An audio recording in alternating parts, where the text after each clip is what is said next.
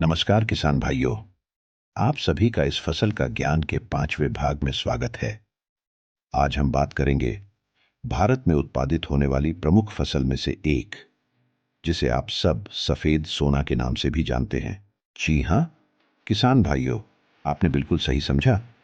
हम बात कर रहे हैं कपास के बारे में। कपास की फसल भारतीय कृषि में अपना एक बहुत ही महत्वपूर्ण स्थान रखती है और घरेलू अर्थव्यवस्था को सुचारू रखने में मदद करती है। किसान भाइयों, क्या आप जानते हैं कि भारत कपास उत्पादन में दूसरा सबसे बड़ा देश है, परंतु प्रति एकड़ उत्पादन में 5वें स्थान पर आता है, जिसका सबसे मुख्य कारणों में से एक है खरपतवार नियंत्रण।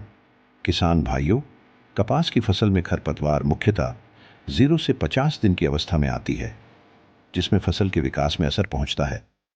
इसके अलावा कीटों का भी बहुत ज्यादा प्रकोप रहता है, जैसे रस चूसक कीट, जैसिड, एफिड, व्हाइट फ्लाई, जिसमें लगभग 30 से 50% तक का नुकसान किसान भाइयों को उठाना पड़ता है।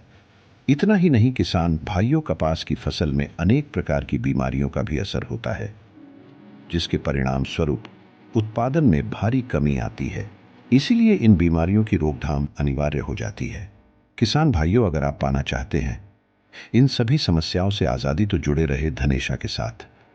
फसल का ज्ञान के अगले भाग में हम बात करेंगे कि कैसे आपको इन सभी समस्याओं से निदान मिलेगा। तब तक के लिए नमस्कार।